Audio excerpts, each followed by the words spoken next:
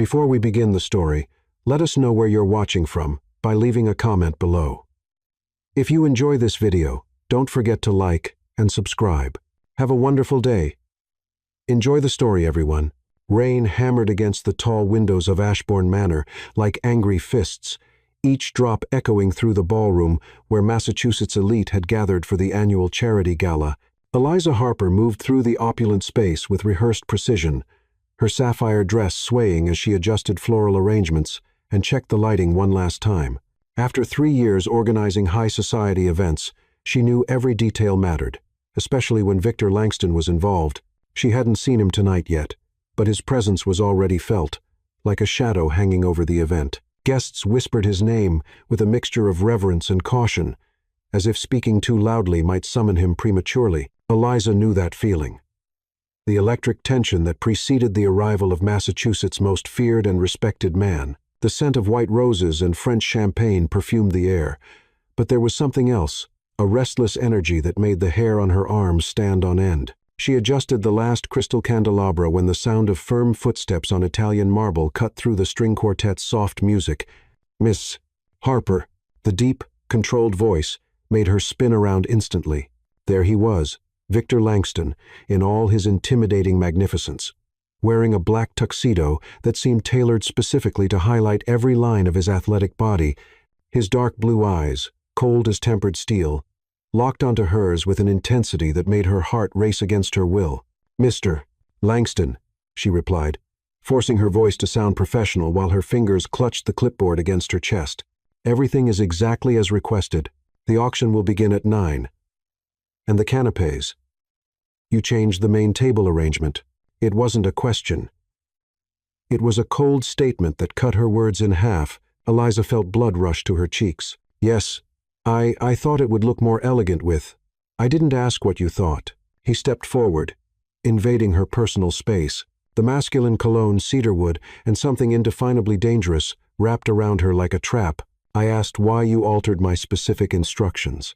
Irritation grew in her chest, like a flame fed by oxygen. For 3 years, she had endured his arrogance, his cutting commands, his way of treating people like pieces on a chessboard. But tonight, under the pressure of the year's most important event, and with the storm echoing her own inner turbulence, something inside her snapped. "Because," she said, letting the clipboard fall to the floor with a crack that made some nearby guests look in their direction. "For once in your privileged life, Mr. Langston, you could trust that someone knows what they're doing." The silence that followed was deafening. Even the string quartet seemed to lower their volume, as if the music itself was afraid to interrupt the moment. Victor's eyes narrowed dangerously, and she saw a muscle in his jaw twitch. "Say that again," he said, his voice low but charged with veiled threat. Eliza knew she should back down, knew she should apologize, lower her head, and return to her place. But the frustration of years of disrespect and condescension boiled in her veins like hot wine. "You heard me perfectly." She stepped forward, completely eliminating the distance between them. She could feel the heat radiating from his body, see the small raindrops that still glistened in his dark hair. "I'm not your personal employee, Mr. Langston. I'm a professional hired to do a job, and I know how to do it better than anyone in this city." His eyes blazed with something that wasn't just anger. It was something more primitive, more dangerous. "You have no idea who you're talking to." "Yes, I do." Her hand moved before her rational mind could stop it, reaching out and grabbing the Italian leather belt that cinched his narrow waist. The gesture was so unexpected, so bold, that she herself was shocked for a moment. "I'm talking to a man who hides behind money and power because he's afraid of being just human." The world seemed to stop. The sound of rain, the whispered conversations, even her own breathing, everything disappeared in the intensity of the moment. Her hand remained firm on his belt, her fingers brushing the warm fabric of his shirt, and she could feel the muscles of his abdomen contract under her touch. Victor gasped, a low guttural sound that came from somewhere deep in his chest. His eyes widened for a split second, revealing a vulnerability he quickly tried to mask, but it was too late. She had seen it, had felt the way his body reacted to her touch, the way his carefully constructed defenses cracked like ice under the sun. "Woman," he whispered, his voice low and dangerous. "You're going to lead me straight to sin." The words hung between them, like both a confession and a threat. Eliza felt her own body respond, her pulse quickening, her skin tingling where his eyes touched her. It was as if an electric current had established itself between them, raw and impossible to ignore. She should let go of the belt, should step away, should remember that she was in public, that their careers were at stake, that this was exactly the kind of moment that destroyed carefully built lives, but she couldn't move. Maybe, she whispered back, surprising herself with the audacity in her own voice. That's exactly where you need to go. For a moment that felt like eternity, they remained like that, connected by a thread of tension so palpable that anyone watching could see it. Then, as if suddenly remembering where they were, Victor stepped back, breaking the contact. But his eyes remained fixed on her, burning with an intensity that promised this was far from over. "This event ends at midnight," he said, his voice controlled again, but with an undercurrent of something dangerous. "You'll stay? We have matters to resolve." It wasn't a request, and as Eliza watched him walk away, moving through the crowd like an elegant predator, she knew she had crossed a line from which there would be no return. The storm outside was nothing compared to the one that had just unleashed between them. The gala continued around them, as if nothing had happened. But Eliza felt every fiber of her being vibrating with the memory of that touch. Her hands trembled slightly as she bent to pick up the clipboard she had dropped, and when she straightened, Victor had already disappeared into the crowd of tuxedos and evening gowns. But she could still feel him. It was as if a part of him had stuck to her skin, a physical memory that made her conscious of every movement, every breath. The echo of his voice, "You're going to lead me straight to sin," reverberated in her mind like a dangerous mantra. "Elisa," Clara's soft voice brought her back to reality. "Is everything okay? You look different." "I'm fine," Eliza lied, forcing a professional smile while checking her list. "Is the auction still on schedule?" Clara nodded, but her eyes remained concerned. "Yes, but are you sure you're okay? I saw you talking to Mr. Langston. And it was just work."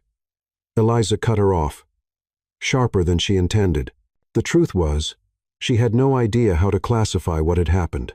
Work definitely wasn't the right word for that explosion of sexual tension and emotional confrontation. She forced herself to focus on the next 2 hours, checking every detail of the charity auction, making sure the waiters circulated with champagne, and supervising the presentation of items. But at every corner she turned, every shadow that moved in her peripheral vision, she expected to see him, and when she finally did, her heart nearly stopped. Victor was leaning against the main staircase banister, a glass of single malt whiskey in his hands, instead of the champagne everyone else was drinking. But it wasn't the drink that made her freeze. It was his eyes, fixed on her with laser intensity, that made her feel like she was being dissected and studied at the same time. He didn't approach, didn't say a word, just watched. Throughout the entire auction presentation, Eliza felt that burning gaze on her back. When she turned to check the bids, he was still there. When she adjusted the auctioneer's microphone, his eyes still followed her. It was like being stalked by an elegant predator who had decided to play with his prey before striking. The tension was suffocating. "The next item," announced the auctioneer in his theatrical voice, "is a week on a private yacht in the Greek islands, graciously donated by Mr. Victor Langston." Applause echoed through the ballroom, but Eliza barely heard it, because at that moment Victor began descending the staircase, each step deliberate and predatory. His eyes never left her, and she felt her mouth go dry as he approached the makeshift stage where she stood. "We'll start at $50,000, the auctioneer continued, oblivious to the electric tension growing between the two. "Do we have 50? 60? Victor stopped just 10 feet from her, close enough that she could see the way his fingers gripped the crystal glass, the way his jaw tightened with each bid that was announced. But he wasn't paying attention to the auction. He was studying her every reaction. When a blonde woman in a red dress bid $100,000, Eliza saw something darken in Victor's eyes. When an older man countered with $120,000, his eyebrows furrowed almost imperceptibly. It was as if he was reading her expressions like a book, searching for what? $200,000, shouted a familiar voice. Eliza turned, surprised, to see Ethan Caldwell, a young heir she had met at previous events, waving enthusiastically. He winked at her with a smug smile, and she felt her cheeks flush with embarrassment. That's when it happened. A low sound, almost a growl, escaped from Victor's throat. So low that only she, in their close proximity, could hear it. But it was enough to make every nerve ending in her body light up in alert. She looked at him, and what she saw in his eyes made her forget how to breathe. Jealousy, pure, primitive, and completely irrational jealousy burning in those dark blue depths. $200,000 going once. The auctioneer chanted, "Sanchuameyan." Victor's voice cut through the air like a blade, cold and final. A murmur of surprise swept through the crowd. Ethan Caldwell frowned, clearly frustrated at being outbid so easily. But Victor wasn't looking at him. He was looking at Eliza, and in his eyes was a clear message. Mine. The arrogance should have irritated her, should have made her explode again. Instead, she felt a wave of liquid heat spread through her belly, a primitive recognition that scared her with its intensity. $300,000 going once, going twice. Sold to Mr. Langston. Applause erupted again, but Eliza barely registered it because Victor was moving toward her, and this time there was no crowd to hide in, no social protocol to protect her. He stopped so close she could feel the heat radiating from his body, could see the small lines around his eyes that spoke of sleepless nights and difficult decisions. "Do you have something against sea travel?" he asked, his voice low enough that only she could hear. What?" Eliza blinked, confused. "The expression on your face when Caldwell made his bid," he explained. Taking another step closer, it looked like concern. His perception left her speechless. He had read her expression of discomfort with Ethan's attention, as if it were a language he mastered perfectly. "It wasn't concern," she whispered, forcing herself to maintain eye contact. "It was just professionalism." His lips curved into something that wasn't quite a smile. "Liar." The word hung between them, like both a caress and an accusation. Eliza felt her pulse quicken, her breathing become shallow. It was as if he could see through all her defenses, straight to the part of her that had responded to his jealousy with treacherous satisfaction. "Mr. Langston," she began, trying to regain some control over the situation. "Victor," he corrected, his voice firm. "After what happened 2 hours ago, I think we can drop the formalities." The reminder of that moment, her hand on his belt, the guttural sound he had made, the way the world had stopped made her knees weak. "That was a mistake," she whispered. "Was it?" He raised his hand, and for a moment she thought he was going to touch her. Instead, his fingers hovered millimeters from her cheek, so close she could feel the heat from his skin. "Because from where I was standing, it seemed like the most honest thing that happened in this room all night." The honesty of the statement hit her like a punch to the stomach, because he was right. Amid all the polished fakeness and calculated smiles of high society, that moment of raw fury and desire had been brutally real. "Eliza," his voice was almost a whisper now, and the sound of her name on his lips made something contract low in her belly. "You know you can't pretend this didn't happen." She wanted to argue, wanted to find her earlier fury and use it as armor, but all she could feel was his magnetic intensity pulling her closer, like a gravitational force she couldn't resist. "I don't know what you want me to say," she admitted, hating how vulnerable her voice sounded. "I don't want you to say anything."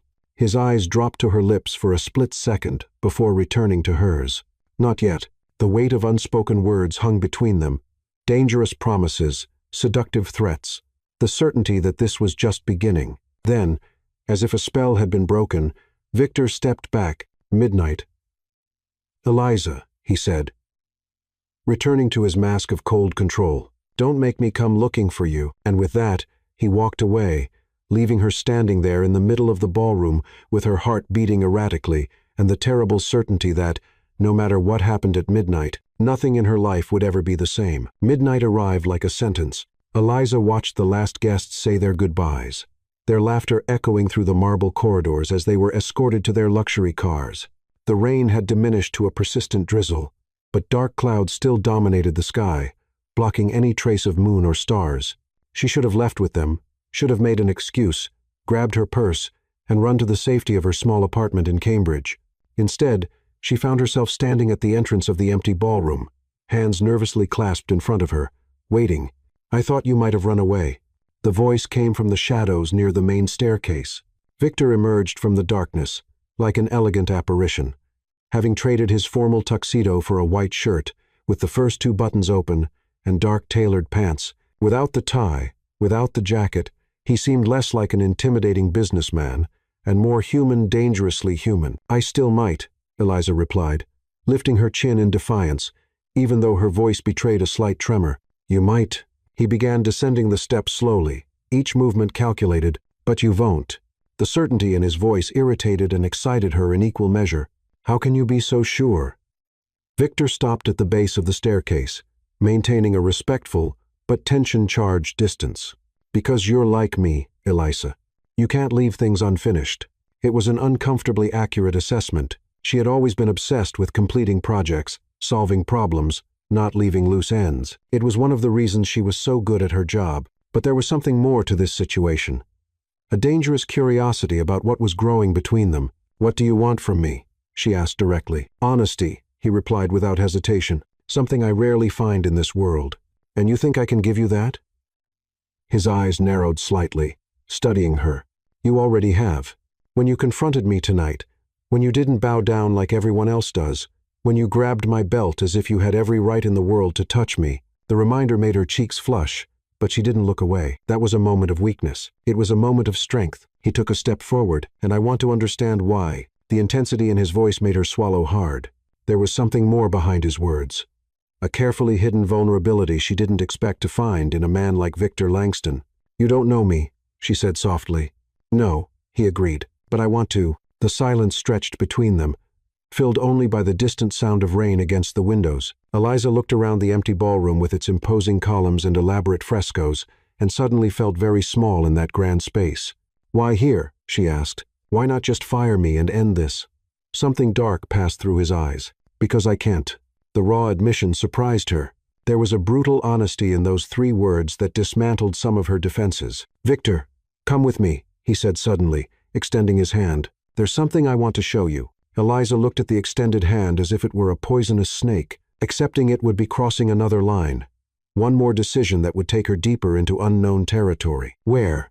"The real manor," he said. "This is just the events wing. My house is a mile from here." The idea of being alone with him in his private home made her pulse race for reasons she didn't want to examine too closely. "I don't think that's a good idea." "It probably isn't," he agreed, but his hand remained extended. "Do it anyway."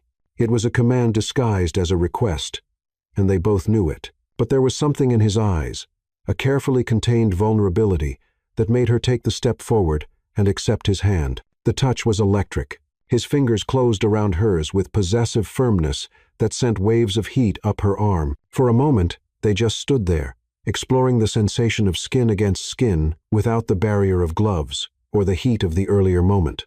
"Let's go," he said, his voice slightly husky. They exited through the manor's side door into a heated garage, where an impressive collection of cars was arranged like works of art. Victor guided her to a black Aston Martin that looked like it had come straight out of a James Bond movie. The ride was short, but intense. Eliza was hyper-aware of everything.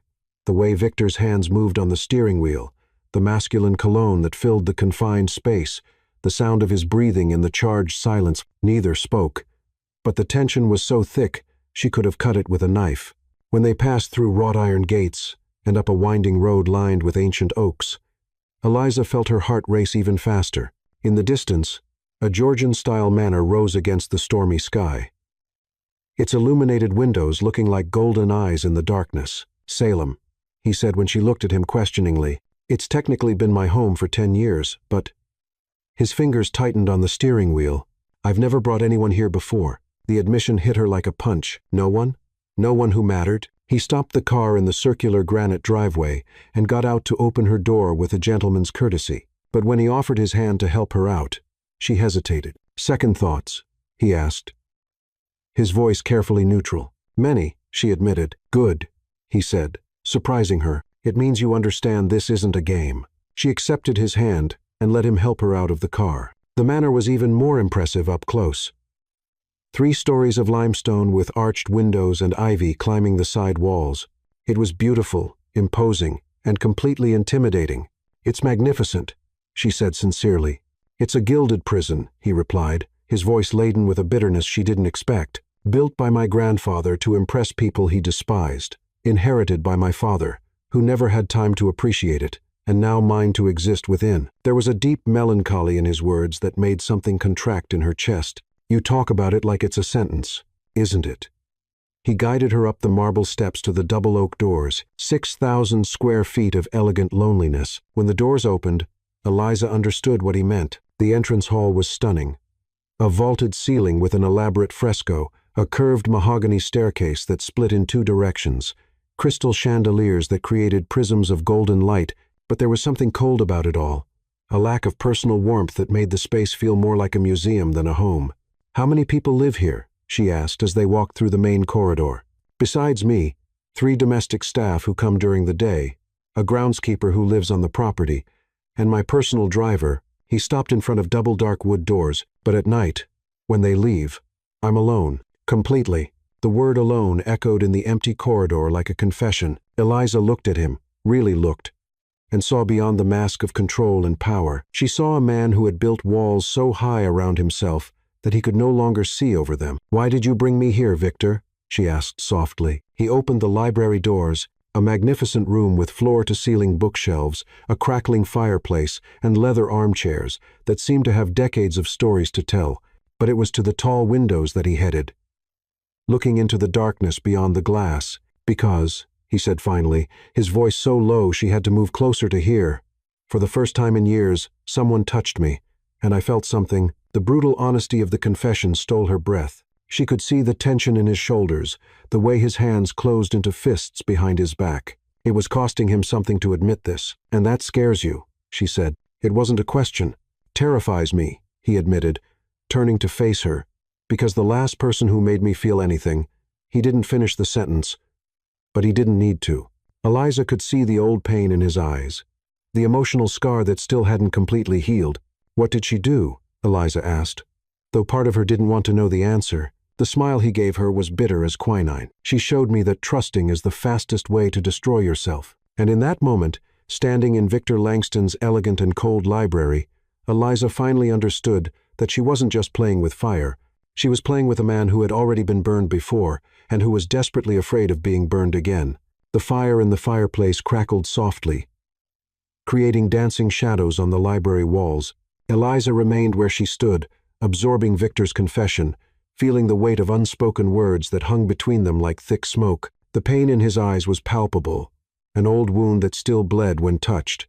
"You don't have to tell me," she said softly, though every fiber of her being wanted to understand what had shaped this complex man before her.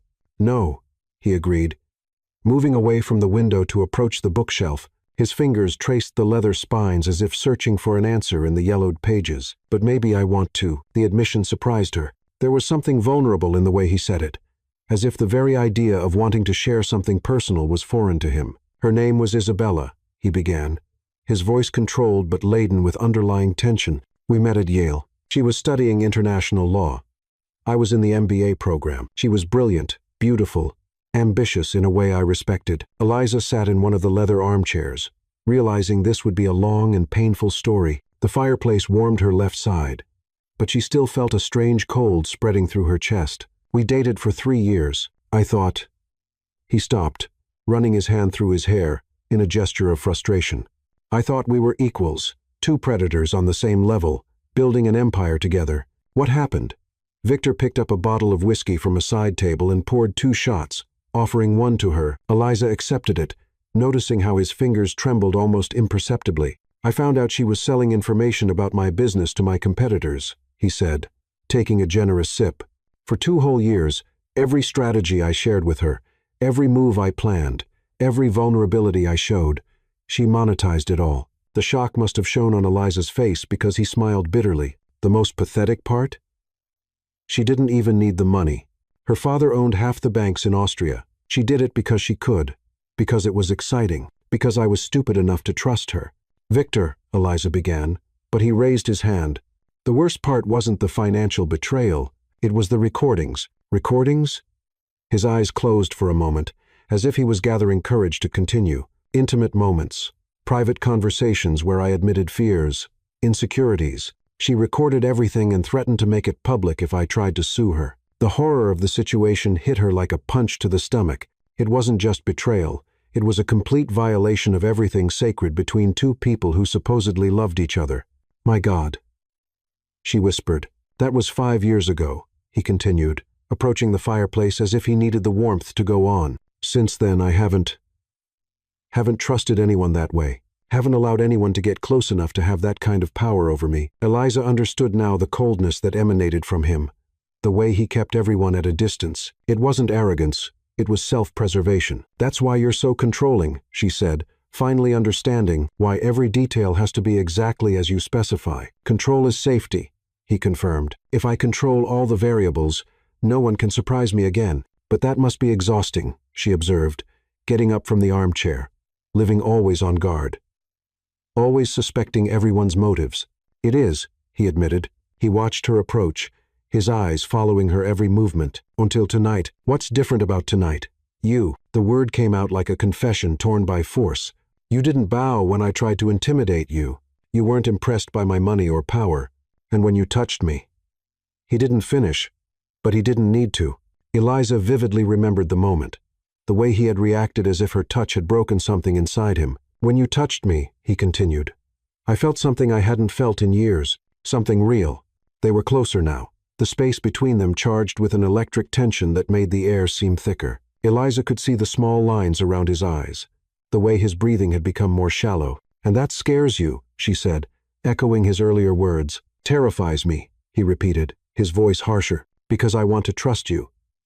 And wanting anything that intensely is dangerous, fatal," he corrected. Eliza felt her heart race. There was something in the way he was looking at her, as if she were a puzzle he was desperate to solve. Without thinking, she took a step forward, closing the distance between them even more. "Maybe," she said softly.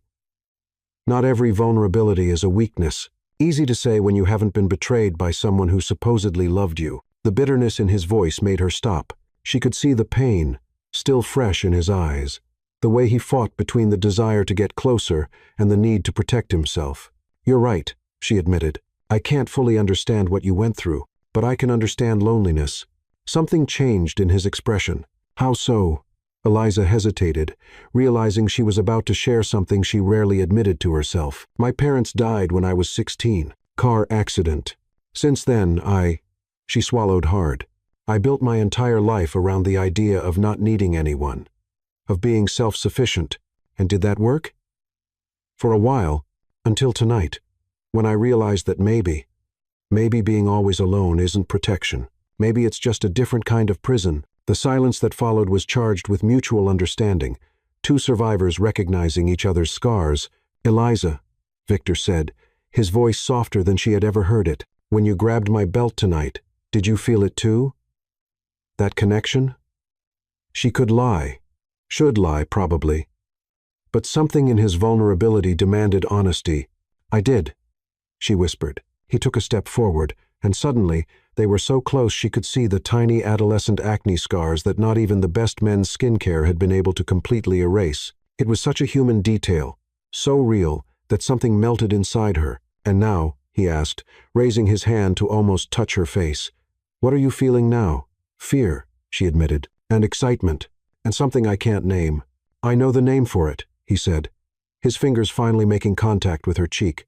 The touch was so light it barely registered, but it sent waves of heat through her entire body. "It's desire." The word hung between them like a dangerous confession. Eliza felt her knees go weak, her heart beating so hard she was sure he could hear it. "Victor," she started. "Shh," he whispered, his thumb tracing the line of her cheekbone. "Don't say anything we might regret later." But it was too late to back away. His hand on her face, the intensity in his eyes, the way her entire body seemed to be vibrating with an energy she couldn't control.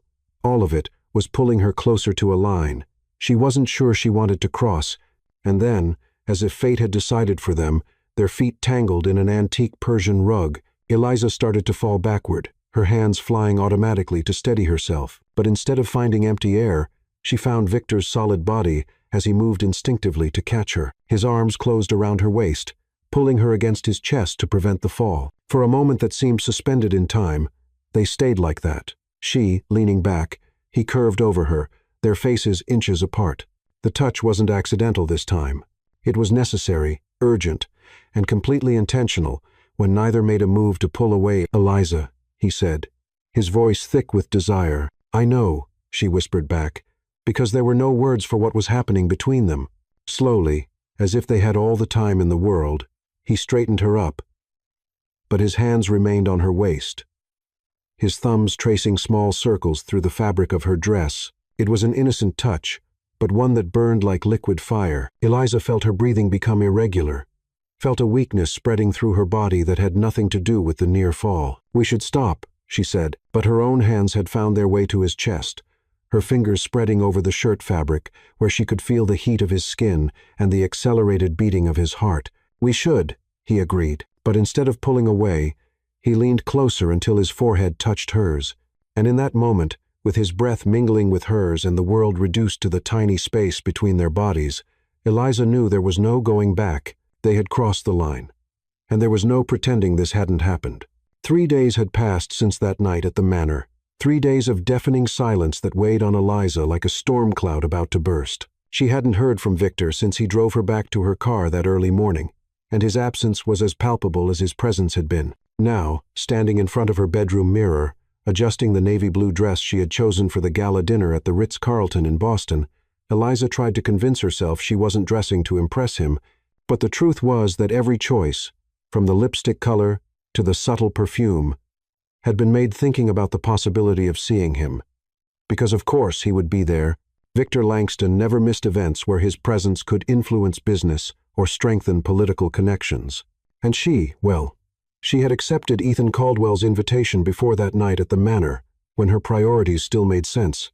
The Ritz's ballroom was filled with Boston's elite, a sea of impeccable tuxedos and couture gowns that cost more than most people's annual salaries. Eliza entered on Ethan's arm, who couldn't hide his pride at being accompanied by a woman who made several heads turn. "You look stunning tonight," Ethan murmured in her ear as they headed to their table. "Every man here is envying me." Eliza smiled politely, but her eyes were already scanning the ballroom, searching for a specific figure among the crowd. When she finally found him, her heart nearly stopped. Victor was leaning against the bar, a glass of whiskey in his hands, talking to 2 men she recognized as senators.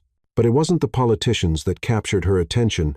It was the way he seemed completely at ease, as if he owned that space and everyone else was just a guest in his domain. And then their eyes met across the ballroom.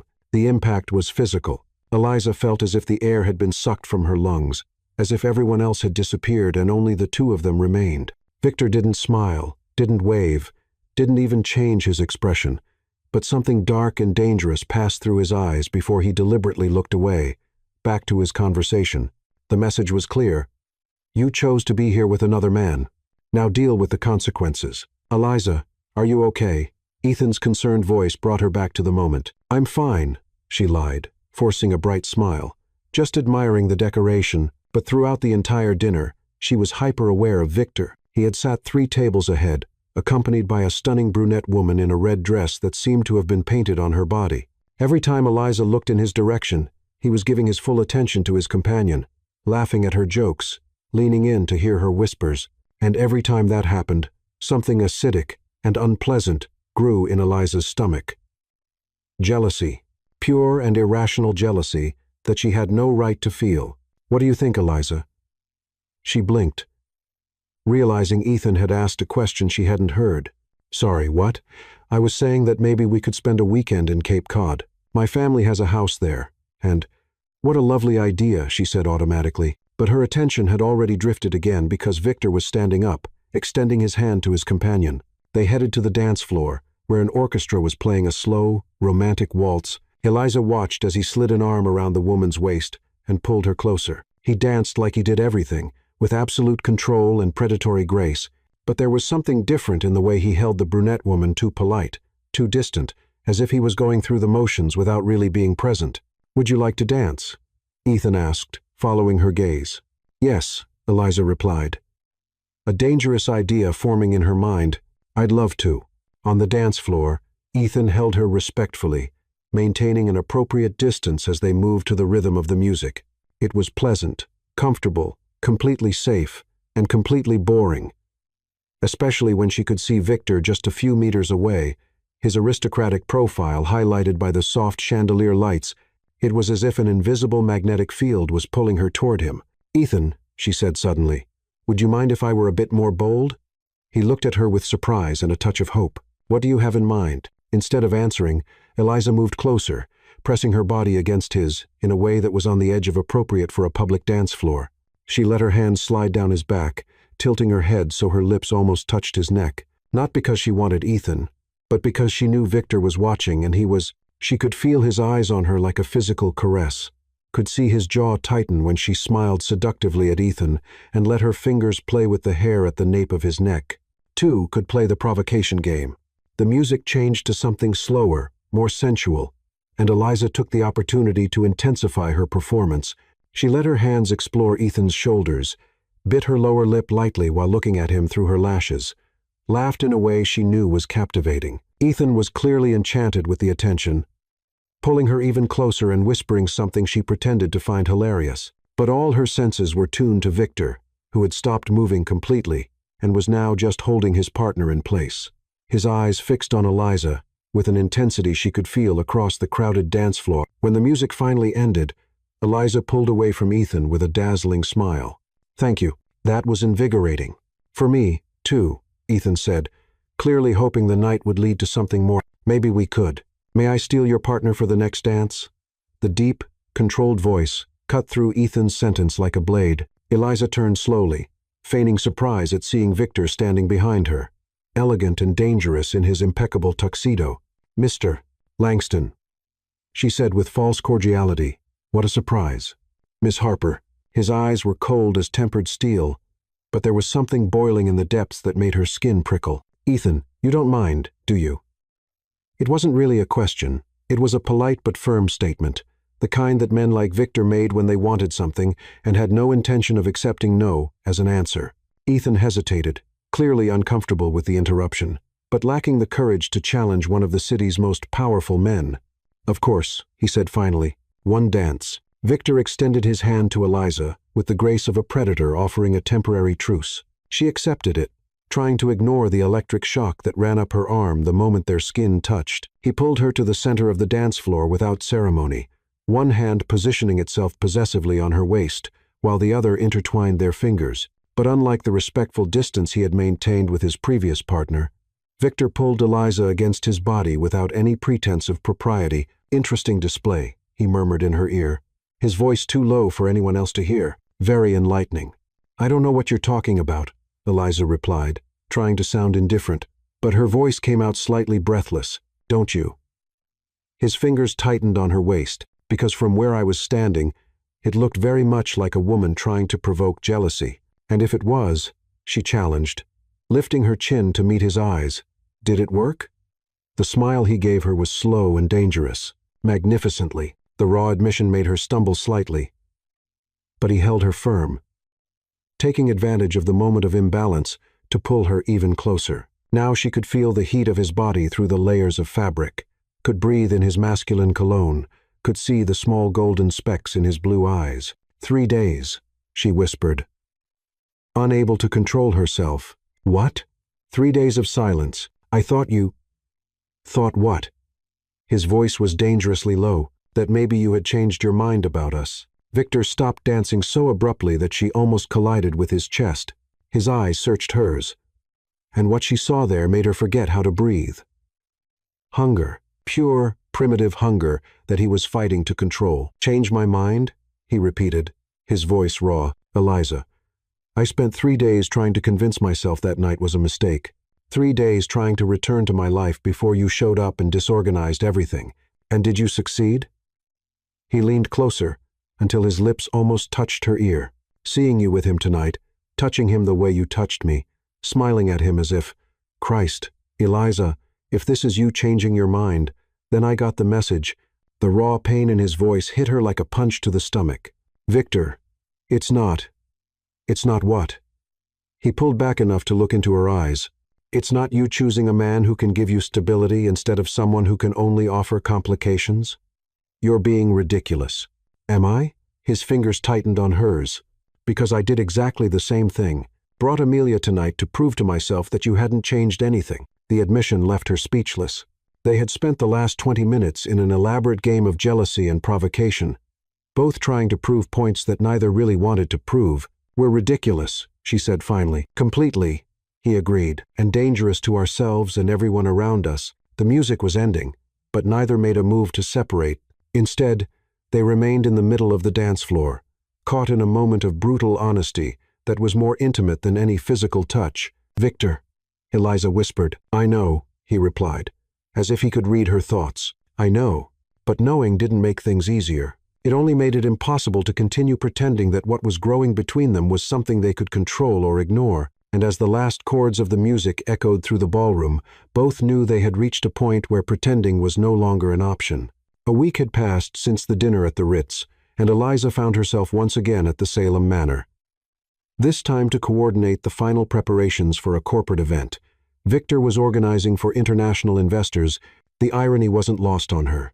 After everything that had happened between them, they were back to a strictly professional relationship, at least on the surface. In reality, every interaction was charged with an electric tension that made the air seem thicker. Victor had been scrupulously polite and distant since she'd arrived that morning, treating her with the same cold courtesy he showed all other vendors. But she caught stolen glances when he thought she wasn't looking, and the way he avoided any accidental physical contact only confirmed that he was as affected as she was.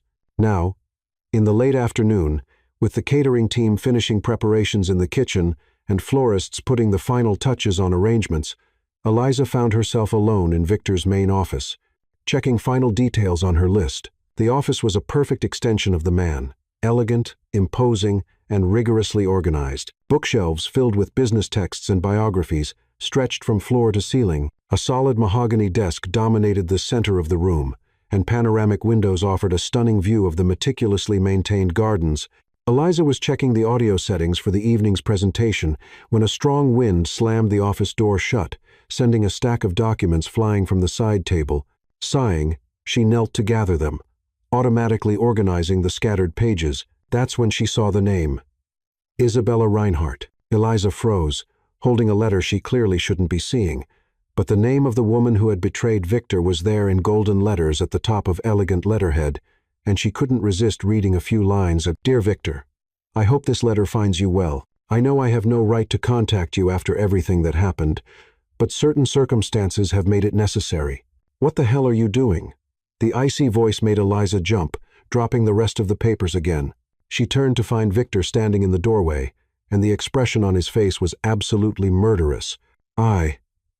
The door slammed, and the papers flew. "I was just lying." He entered the office like a predator who had found an intruder in his territory. "You were reading my private correspondence." "Not intentionally." Eliza stood quickly, her hands trembling slightly. Her name was there, and I. "And you thought you had the right to snoop through my personal life?" His voice was low, controlled, but loaded with an icy fury that made her step back. "Victor, please, let me explain." "Explain what?" He approached her, his blue eyes burning with betrayal. "How you violated my privacy. How you proved I was right not to trust you." The accusation hit her like a physical slap. "That's not fair. It was an accident. It was an invasion." He stopped inches from her, and she could see the old pain mixed with fresh anger in his eyes. Exactly like she used to do, always finding excuses to dig through things that weren't her business. "I'm not her," Eliza exploded, her own frustration finally overflowing. "Don't compare me to a woman who deliberately betrayed you, aren't you?" He laughed, but the sound held no humor whatsoever. "Because from where I'm standing, you just did exactly what she used to do. Invaded my privacy, and now you're trying to justify it. You want to know what I read?" Eliza challenged, tired of being treated like a criminal. "2 lines about her saying she needed to talk to you about certain circumstances. That's it. And if that's enough for you to throw me in the same category as her, then maybe you're the problem here." The silence that followed was deafening. Victor stared at her as if she had just slapped him, his eyes narrowing dangerously. "I'm the problem," he repeated, his voice lethally low. "Yes." Eliza wasn't backing down now. "You're so obsessed with what she did that you see betrayal in every shadow, suspicion in every innocent gesture. This isn't protection, Victor. It's paranoia. Paranoia." He took another step closer, completely invading her personal space. "Paranoia is when your fears are unjustified. Mine are based on real experience. And how long are you going to use that as an excuse?"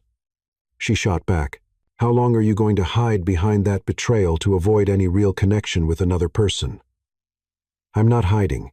"Yes, you are."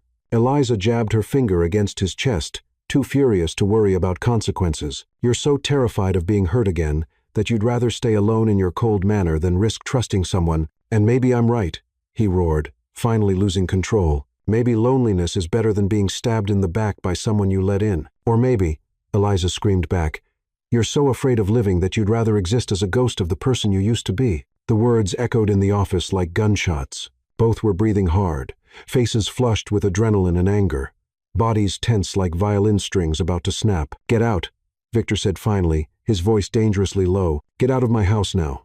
Gladly, Eliza replied, her own voice trembling with emotion. But before I go, let me tell you something. Isabella may have broken your trust, but you're letting her win. You're allowing her to steal not just your past, but your future, too. She turned to leave, but his voice stopped her. And what do you suggest I do? Just forget everything and blindly trust the first person who comes along. Eliza turned back, and this time there were tears in her eyes, tears of frustration, of pain, of loss for something she wasn't even sure existed. No, she said softly, but maybe you could consider that not every woman is her. That maybe, just maybe, some of us are worthy of the chance you're dying of fear to give. With that, she left the office, leaving Victor alone with his demons, and Isabella's letter still scattered on the floor, like evidence of a wound that refused to heal. She made it to her car before the tears really started falling. They weren't tears because he had yelled at her or even because she'd been unfairly accused. They were tears for seeing a man so clearly destroyed by his past that he couldn't envision a different future.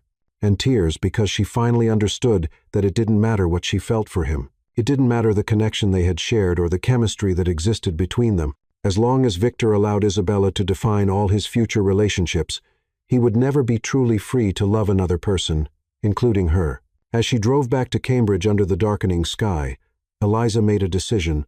She would finish the event preparations remotely and then cut all professional ties with Victor Langston. Not because she didn't love him, because she was finally admitting to herself that's exactly what was happening, but because loving him meant recognizing that he wasn't ready to be loved back, and she refused to be another woman he would allow Isabella to destroy, even from a distance. In the silent manner, Victor remained in his office for hours, staring at the letter that had started it all. Isabella was coming back to Boston. She wanted to meet with him, said she had something important to say, and for the first time in 5 years, he didn't care one bit what she had to say, because Eliza's words echoed in his mind like a truth he didn't want to face. He was letting Isabella win. He was allowing her to define not just how he saw the past, but how he faced the future, and in the process, he had just driven away the only person who had managed to make him feel something real since Isabella had destroyed his ability to trust. The irony was bitter. In trying to protect himself from being hurt again, he had just hurt himself more deeply than Isabella ever could, this time by his own hand. 3 days, 72 hours since Eliza had left the Salem Manor with tears in her eyes and cutting words echoing in the air between them. For Victor, every minute had dragged like an eternity, marked by the phantom sound of her footsteps walking away and the persistent echo of her voice, saying truths he wasn't prepared to hear.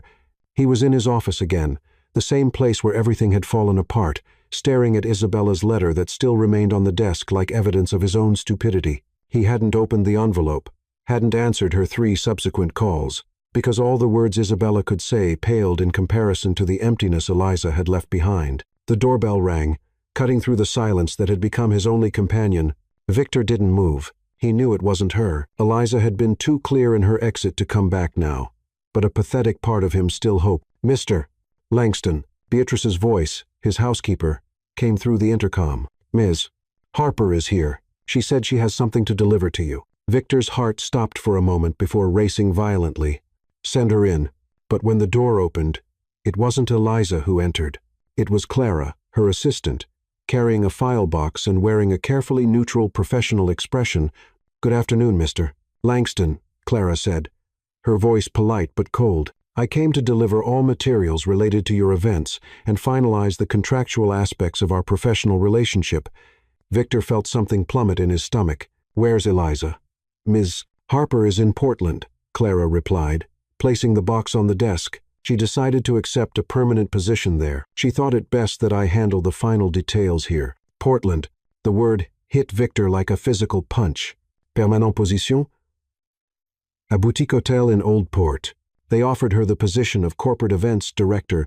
Clara paused, and something in her expression softened slightly. She said it was an opportunity she couldn't refuse. But Victor heard what wasn't being said. Eliza hadn't just fled from a job. She had fled from Massachusetts entirely. fled from him. "When does she leave?" he asked, his voice quieter than intended. "She already left, Mr. Langston. Last night." The world seemed to tilt slightly on its axis. She had already gone, had already made her choice and moved on. While he had spent 3 days agonizing over words he couldn't take back and moments he couldn't undo. "There's something else in the box," Clara continued. Pulling out a sealed envelope, she asked me to deliver this personally. Victor took the envelope with fingers that trembled almost imperceptibly. His name was written in Eliza's elegant handwriting, and the paper held the subtle scent of her perfume, that same perfume that now seemed to haunt every corner of his manner. "Thank you," he managed to say. Clara nodded and headed for the door, but stopped at the threshold. "Mr. Langston, for what it's worth, she really cared about you. Whatever happened between you, she wasn't pretending." With that, she left, leaving Victor alone with the envelope he held like it was a bomb about to explode. He waited until he heard Clara's car drive away before opening the letter with trembling fingers. "Victor, I'm not writing to apologize because I did nothing wrong. I'm not writing to try to change your mind about what happened because I know you've already decided who I am based on another person's sins. I'm writing because you deserve to know the truth, even if you don't want to hear it." When I read those 2 lines of Isabella's letter, it wasn't out of malicious curiosity or desire to invade your privacy. It was because I saw the name of the woman who hurt you. And for one stupid moment, I wanted to protect you from her. I wanted to be a shield between you and any additional pain she might cause. But I realized you don't want protection. You want validation for your suspicions. You want reasons not to trust, not to open up, not to risk being hurt again. And I refuse to be the villain in the story you're telling yourself. During these past weeks, I fell in love with pieces of you that you probably don't even know exist, with the way you smile when you think no one is looking, with the kindness you hide behind harsh commands, with the loneliness you carry like armor, even though it's destroying you from the inside. But I can't love someone who's determined to destroy himself. I can't fight ghosts you refuse to exorcise.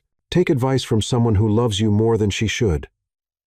Isabella doesn't deserve the power you keep giving her. She doesn't deserve to define every relationship you'll have for the rest of your life. And you don't deserve the prison you've built around your own heart. Maybe someday you'll find the courage to leave the past where it belongs. When that happens, I hope you find someone who's strong enough to wait for you to heal. That person isn't me. Take care of yourself, Victor. And for the first time in your life, be gentle with yourself. Elisa. Victor read the letter 3 times before the words really penetrated. When he finally really understood what she was saying, he felt like he had just woken up from a nightmare that had lasted 5 years. She was right about everything. He had given Isabella power over his life, long after she had left. He had allowed her to define not just how he saw the past, but how he faced the future, and in the process, he had destroyed the only real and genuine thing that had entered his life since then. Victor stood abruptly, knocking over his chair in the process. He needed to go to Portland, needed to find Eliza and say what? That she was right? That he was a coward who had let a woman dead to his current life define all his choices? That he was in love with her and had been too much of a coward to admit it? He was already grabbing his car keys when reality hit him. Eliza didn't want his apologies, didn't want his explanations or promises of change. She had made that clear in the letter. She wanted him to heal, to find a way to make peace with his past before trying to build a future with anyone. And she was right about that, too. Victor let the keys fall onto the desk and walked to the window, looking out at the gardens Eliza had praised that first night. Everything looked different now, colder, emptier, as if the color had been drained from the world when she left it. For the first time in 5 years, Victor forced himself to really think about Isabella, not the pain she had caused or the betrayal she had perpetrated, but the real woman she had been. Manipulative, yes, cruel, definitely, but also small, insecure, someone who had hurt others because she herself was hurt. And he had given that small, broken woman power over every day of the last 5 years of his life, but no more.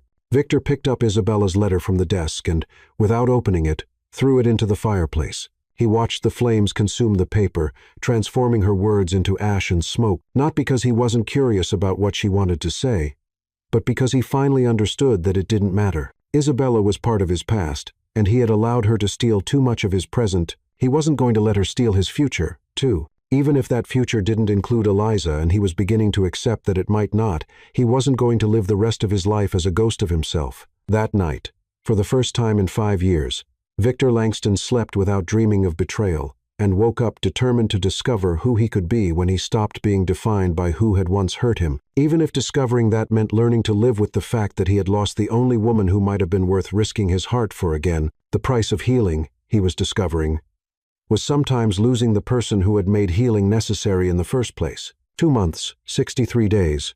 To be exact, not that Victor was counting, except he was, because every morning when he woke up, it was the first thing his mind automatically calculated. 2 months since Eliza had left his life, leaving only a brutal and honest letter and an emptiness that seemed to grow instead of diminish with time. Now he stood at the bar of the Fairmont in Boston, drinking whiskey he couldn't really taste, surrounded by the buzz of another business event that had become an empty routine in his life.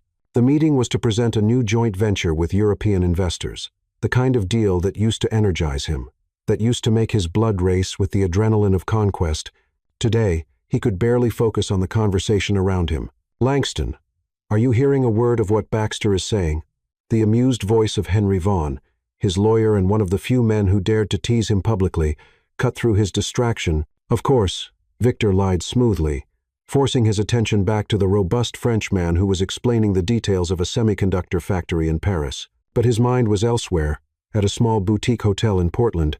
More specifically, he had resisted the temptation to seek information about Eliza for almost 2 weeks before finally giving in and hiring a discreet investigator not to spy on her. He had learned his lesson about violating people's privacy, but just to know if she was okay. She was more than okay. She was thriving. The hotel had increased its event revenue by 40% in the 2 months she'd been there. She had implemented a series of innovations that were being copied by competing establishments, and she had been mentioned in 3 trade magazine articles as one of the young professionals to watch in the hotel industry. It was exactly what she deserved, and exactly what made her absence from his life even more unbearable. "If you'll excuse me," Victor murmured. Stepping away from the group of businessmen, he needed air, space, anything that wasn't another minute pretending he cared about profit margins and quarterly projections. He had reached the lobby when he saw her. Eliza was standing near the reception desk, wearing a dark gray suit that highlighted her elegant figure and talking animatedly with a tall, brown-haired man. Victor didn't recognize she was smiling, not the polite, professional smile she used at work events, but a genuine, warm smile that lit up her entire face. The impact of seeing her was physical. Victor felt like he had just taken a punch to the stomach, all the air leaving his lungs at once. 2 months of convincing himself he was moving on, 2 months of trying to accept that she had made the right choice in leaving, and it all crumbled the moment he saw her again. She was more beautiful than he remembered. There was a lightness in her movements, a relaxed confidence that didn't exist when she worked for him. It was as if a weight had been lifted from her shoulders, his weight, probably. Victor should have left, should have returned to the event, finished his business, and headed home without disturbing the peace she had clearly found. Instead, he found himself walking toward her, as if magnetically drawn. She saw him when he was 10 feet away. The smile disappeared from her face, replaced by an expression of shock that quickly transformed into something more cautious. "Victor," she said, her voice carefully controlled. "What a surprise." "Elisa." He stopped at a respectful distance, painfully aware of the man beside her, who was watching them with obvious curiosity. "You look well." It wasn't a question. It was an observation loaded with relief and something dangerously close to longing. "I am," she confirmed. "And you?" It was a simple question with a complicated answer. He was functional. He was productive. He was living his life in a way that technically qualified as well. But was he well? That was a completely different question. "Surviving," he said honestly. Something passed through her eyes, compassion, perhaps, or recognition. But before she could respond, the man beside her cleared his throat delicately. "Oh," Eliza said, seeming to remember his presence. "Victor, this is Nathan Caldwell." Nathan, Victor Langston, Caldwell. The name echoed in Victor's mind for a moment before he remembered. Ethan Caldwell, the young heir who had taken Eliza to the Ritz. This must be a relative brother, maybe, judging by the similarity in facial structure. "Pleasure to meet you," Nathan said, extending his hand with a genuine smile. "Eliza's told me a lot about you." Told him a lot about him. Victor wondered what version of the story Nathan had heard. Probably an edited version that painted him as the difficult businessman who had made her life in Massachusetts impossible. "I hope most of it was positive," Victor said, shaking the man's hand. "Actually," Nathan said, casting a look at Eliza that Victor couldn't interpret. It was quite enlightening. "Nathan," Eliza said quickly, a clear warning in her voice. "What? You said yourself that he was Nathan." This time her tone left no doubt. He needed to stop talking immediately, but the damage was done. Victor could see the flush rising in Eliza's neck, the way she avoided his gaze. She had talked about him with this man, and from the way Nathan was smiling, it hadn't just been professional complaints. "Well," Nathan said, clearly oblivious to the tension he had created, "I think I'll let you two catch up. Eliza, see you tomorrow for lunch." She nodded, still unable to look directly at Victor. "Of course. Thanks for dinner tonight." Nathan kissed her cheek, in a way that was clearly familiar, waved to Victor, and walked away, leaving them alone in the crowded lobby. The silence stretched between them, charged with 2 months of unspoken words and carefully repressed emotions. "You look happy," Victor said finally. "I am," she replied, and he could hear the truth in her voice. "The job in Portland it's everything I hoped it would be." "And Caldwell?"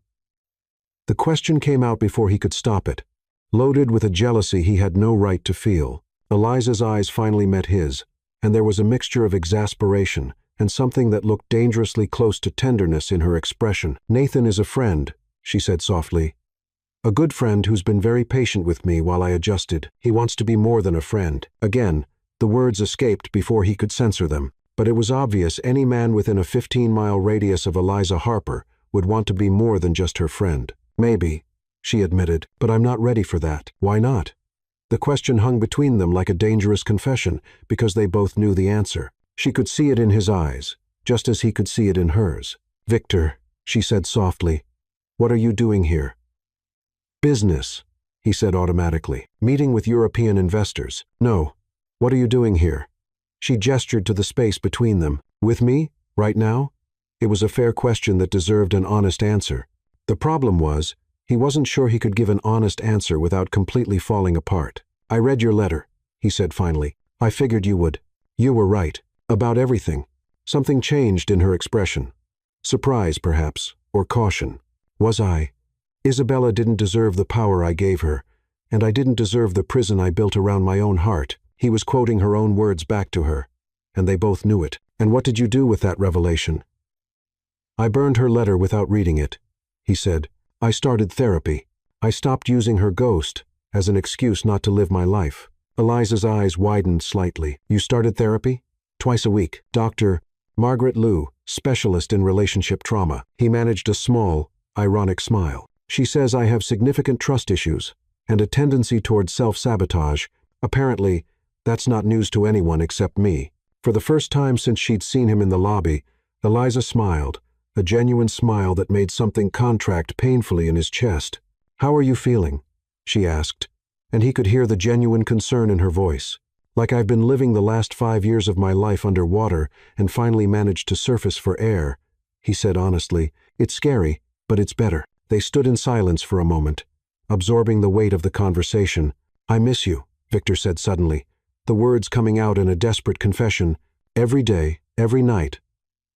I miss everything about you. Your voice, your perfume, the way you raise an eyebrow when you think I'm being ridiculous. Victor, I know I have no right." He continued quickly. "I know you've moved on, that you've built something better without me, but I needed you to know that you changed my life, and that I'm sorry more than you can imagine for wasting the time we had together." Tears glistened in her eyes now, but she didn't speak. "I didn't come here to try to convince you to come back," he said, forcing the words out, even though every fiber of his being screamed otherwise. "I came here because you deserve to know that your words mattered, that they saved me, even if it was too late to save us." A tear rolled down her cheek, and Victor had to clench his fists to resist the urge to wipe it away. "It wasn't too late," Eliza whispered. "It was just too early." And in those 4 words, Victor saw something he hadn't dared hope for. Not forgiveness exactly, but possibility. The faintest suggestion that maybe, just maybe, what had been broken could be repaired. If he was patient enough, if he was strong enough, if he could prove that the man he was becoming was worthy of the woman she had become. "Eliza," he said softly, "when you're ready, if you're ever ready, I'll be waiting." And with that, he walked away, leaving her standing in the Fairmont lobby with tears in her eyes and the first real spark of hope he had felt in 2 months burning in his chest, because for the first time, He wasn't chasing after something he had lost. He was working to become someone worthy of something he might still win. 3 weeks had passed since the encounter at the Fairmont, and Victor hadn't tried to contact Eliza once. New calls, new messages, new appearances in Portland. It was as if he had simply vanished again, leaving only the echo of his words, "I'll be waiting," reverberating in her mind. Eliza tried to convince herself she was relieved. She had built a good life in Portland. A life that didn't depend on complicated men with emotional baggage and self-sabotaging tendencies. But the truth was, she compulsively checked business news, searching for mentions of his name, and her dreams were filled with blue eyes and whispered confessions in hotel lobbies. She was in her office at the hotel, reviewing proposals for a destination wedding, when her assistant, Nora, knocked on the door with a confused expression. "Eliza, there's a reporter from Forbes here. Says she wants to talk to you about Victor Langston." Eliza's blood ran cold. "A reporter? About what?" She didn't say specifically, but mentioned something about you being instrumental in a business decision of his. Nora hesitated. "Do you want me to say you're not available?" "No," Eliza said quickly, her heart beating erratically. "Send her in." The reporter was an elegant woman in her 40s with silver hair pulled into a severe bun and sharp eyes that missed few details. She introduced herself as Laura Kim, no relation to Victor's therapist. She clarified with a dry smile. "Ms. Harper, thank you for seeing me on short notice," Laura said, settling into the offered chair. "I'm doing a story about Victor Langston's surprising decision to withdraw from the Paris Soul project. I understand you had a close working relationship." Eliza felt the world tilt slightly. Paris Soul project. "The semiconductor joint venture," Laura explained. Studying Eliza's reaction, Langston Enterprises had been negotiating for 6 months. It would have been the company's biggest deal this year, estimated at $3 billion. And then yesterday he just walked away. "Walked away?" Eliza repeated, her mind struggling to process the information. "Withdrew completely, told the French investors that his priorities had changed and he couldn't commit to a project that would require relocating to Paris for 18 months. Laura leaned forward. "The financial community is baffled. Victor Langston doesn't walk away from deals, especially not deals of this caliber." Eliza felt her mouth go dry. "And you think I have something to do with it?" "Well," Laura said, consulting her notes, "several sources mentioned you had a professional difference of opinion a few months ago, and there are rumors he was seen at the Fairmont a few weeks ago, where you were staying for an event. I'm trying to understand if your influence might have contributed to this decision." The word influence was pronounced with an implication that made Eliza stiffen. "I had no influence over Mr. Langston's business decisions. We haven't had professional contact in months." "But you did have personal contact." It was a loaded question, and Eliza realized she was navigating dangerous waters. Anything she said could be misinterpreted or used against Victor. "Our relationship was strictly professional," she said firmly. Laura studied her for a long moment, then closed her notepad. "Very well. If you change your mind about having anything to add, here's my card." After the reporter left, Eliza stood in her office, trying to process what she had just heard. Victor had walked away from a $2.3 billion deal, a deal that would require him to move to Paris for 18 months. 18 months away from Massachusetts, away from her. Her hands trembled as she picked up the phone and dialed a number she had memorized but never called. "Langston Enterprises, Mr. Langston's office. This is Eliza Harper. I need to speak with him. It's urgent." There was a pause. "One moment, please." Victor's voice came on the line seconds later, low and cautious. "Eliza, is everything okay?" "The Paris Soul project," she said without preamble. "Is it true you walked away?" Another silence, longer this time. "How did you hear about that?" "A Forbes reporter came to see me. She thinks I have something to do with your decision." "Christ," Victor muttered. "Eliza, I'm sorry. I had no idea they'd come after you. It's not about that." She cut him off. "It's about why you did it, Victor. This deal, you worked on it for months. 6 months, he confirmed, and you just walked away?" "I reconsidered my priorities." "Your priorities?" Eliza's voice was rising, too emotional for her workplace setting. "Victor, you can't throw away your professional life for you," he said. His voice soft, but with an undercurrent of something firm and unwavering. "Because that's exactly what I did." The silence on the other end of the line was deafening. "Are you in your office?" he asked. "Yes, but I'll be there in 3 hours." "Victor, you don't need to." 3 hours, Eliza. The line went dead. Eliza spent the next 3 hours in a state of controlled panic. She tried to work, tried to focus on proposals and schedules, but her thoughts kept returning to the same question. What had Victor done? When Nora announced his arrival, Eliza felt her stomach churn. She had seen him just 3 weeks before, but somehow he looked different when he entered her office, lighter, perhaps. Or maybe it was just her perception, colored by what she now knew about his decision. You drove here, she said, stating the obvious. Flew, actually. Left the jet at Portland International. He sat in the chair across from her desk, and she could see he was tense, prepared for battle. You want to know about Paris? I want to know why you destroyed your career. I didn't destroy anything, he said calmly. I made a choice. A stupid choice. A necessary choice. He leaned forward, his eyes meeting hers. Eliza, that project would have taken me away from here for 18 months. 18 months living in Paris, building a factory, diving into the kind of work that consumes every waking minute. And that's bad because I just found a reason to want to be here. The simple statement hit her like lightning. Victor, you told me I wasn't ready to be loved, that I needed to heal before I could be with anyone. His eyes never left hers. So I started healing. I started therapy, confronted my past, stopped letting Isabella define my future. But part of that healing was realizing I don't want a future that doesn't include you. You can't base multi-billion-dollar business decisions on. He stood up, walking to the window overlooking Portland Harbor. Maybe you're right. Maybe it's madness. But for the first time in my adult life, I'm making a decision based on what I want, not what's logically sound or financially advantageous. And what do you want? Eliza asked. Though she was afraid of the answer, he turned to face her, and the intensity in his eyes nearly knocked her out of her chair. I want you. I want a chance to prove I can be the man you deserve. I want to build something real and lasting and honest. Victor, her voice was barely a whisper. I know you've built a life here. I know you're happy. That you have Nathan and your work and your independence. I'm not asking you to give any of that up. Then, what are you asking? He approached her desk, stopping right in front of her. I'm asking for a chance, a real chance for us. Not based on fear or the past or all the reasons it shouldn't work, but based on the possibility that maybe, just maybe, we can build something better together than anything we have separately. Eliza felt tears sting her eyes. You walked away from $2, $3 billion. I walked away from 18 months away from you, he corrected. The money? There will always be other deals. But you. His eyes softened. You're irreplaceable. And I already lost you once by being a haunted idiot. I won't lose you again by putting money above what really matters. What if I say no? She asked, her voice breaking slightly. What if I say, it's too late, that I've moved on?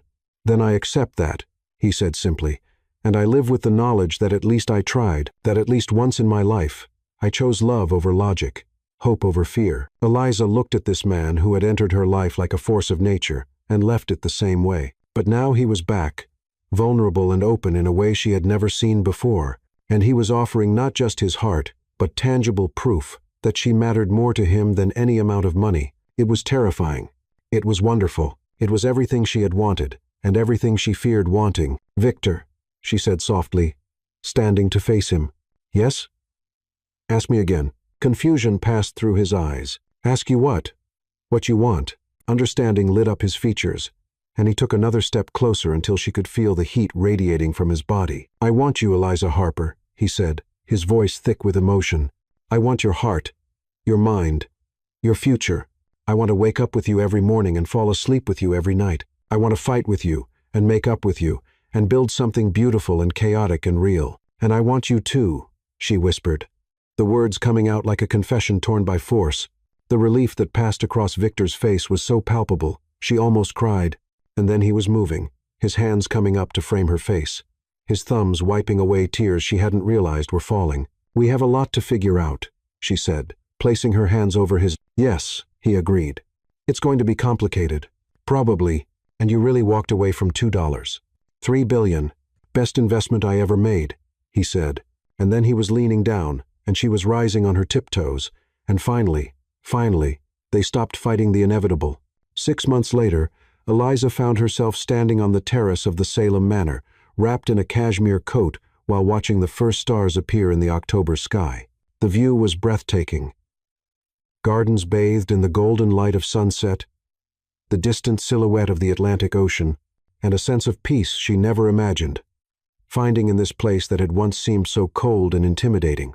So much had changed in the past months. She had moved back to Massachusetts not immediately, not hastily, but after weeks of honest conversations and careful planning. She had opened her own event consulting company, using Victor's manor as a base of operations for a growing clientele that included everything from intimate weddings to international corporate conferences. But more important than the professional changes were the personal ones. Victor had continued his therapy religiously, and she had started her own, working through her own issues about abandonment and fear of emotional dependency. They had learned to fight constructively, to communicate without defensive attacks, to trust each other in ways both had thought impossible. It hadn't been easy. There were nights when old patterns resurfaced, when Victor's fear of being betrayed collided with Eliza's need for independence. There were moments when both questioned whether they were forcing something that shouldn't be forced. But there were also mornings when she woke up in his arms and felt completely at home. There were afternoons when they worked side by side in comfortable silence. There were nights when they talked until dawn about dreams and fears and everything in between. "You're thinking too loud again." The familiar voice made her smile, without turning around. She felt Victor approach from behind, his arms closing around her waist as he leaned down to kiss the side of her neck. "Just reflecting," she said, leaning back against the solidity of his chest, "about how we got here, with lots of therapy and some epic fights." He murmured against her skin, making her laugh. "And plenty of wounded pride and painful revelations, and a $2, $3 billion sacrifice. I still can't believe you made." She felt his shoulders shrug. Worth every penny. Eliza turned in his arms to face him. Even after all these months, the impact of having him so close still hit her. The way the last rays of sun highlighted the aristocratic lines of his face, how his blue eyes warmed when he looked at her, how the tension he once carried in his shoulders had dissolved into something that looked very much like contentment. "Any regrets?" she asked.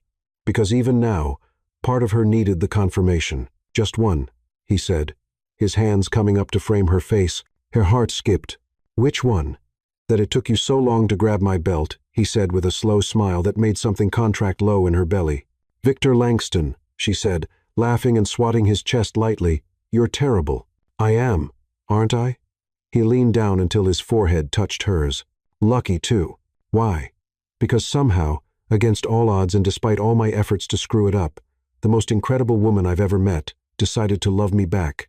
The words still surprised her when he said them like that, so simple, so direct, so completely stripped of the complications that had once made any declaration of love impossible between them. "I love you," she said back, because she never tired of seeing the way his eyes lit up when she said it. "Show me," he murmured, his voice turning husky. "Here?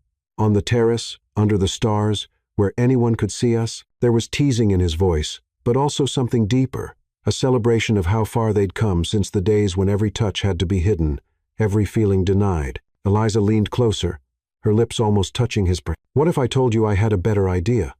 "What?" Instead of answering, she reached out and grabbed his belt, the same gesture that had started everything months before. But this time with completely different intent. This time, it wasn't challenge or confrontation. It was invitation. The effect was immediate and devastating. Victor gasped, the same low, guttural sound he had made that first night. But now there was recognition in it. Memory. Promise.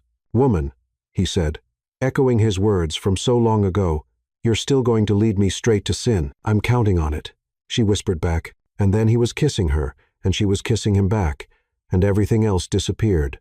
There was no painful past, no fear of the future, nothing except this perfect and imperfect moment where two wounded hearts had finally found their way to each other. The kiss was everything. Their first kisses should have been, not desperate or hurried or loaded with guilt. It was celebration and promise and complete surrender. It was the kiss of two people who had fought for the right to be together and had finally won. When they finally broke apart, both were breathless, faces flushed, hearts beating in unison. "Home," Victor said, a single word loaded with intention. "Home," Elisa agreed. But when he turned to guide her inside, she stopped him. "Victor." "Yes?" "Thank you." "For what?" "For fighting for us. For not giving up when I gave up. For becoming the man you knew you could be." He studied her face in the growing starlight. and when he spoke, his voice was thick with emotion. "Thank you for teaching me the difference between loneliness and solitude, between fear and caution, between being alone and being at peace." They remained like that for another moment, absorbing the weight of what they had survived and the promise of what was still to come. Then, hands intertwined, they headed inside the manor that was no longer a gilded prison, but a home they had built together, one wounded heart at a time. And in the library, where everything had nearly fallen apart months before, where secrets had been revealed and trust broken, they made new memories, memories of forgiveness and second chances, twined of love that survived the worst of both of them and emerged stronger. Because sometimes the best love stories aren't about perfect people who meet at the perfect moment. Sometimes they're about broken people who choose to heal together, who choose to fight for love, even when it's hard, especially when it's hard. And sometimes, just sometimes, a simple touch, a hand on a belt, a moment of courage amid fear can change absolutely everything. Outside, the stars shone over Massachusetts, silent witnesses to two souls who had finally found their way home to each other. In the end, Eliza and Victor discovered that true love isn't about finding someone perfect. It's about finding someone willing to be imperfect with you, two wounded souls who chose to heal together, who transformed their scars into maps for a better future. Because sometimes a single touch of courage can rewrite entire destinies, and the greatest revolution happens when we decide to stop running from love and start fighting for it. After all, how many of us are living as ghosts of who we could be just because we're afraid of being truly seen?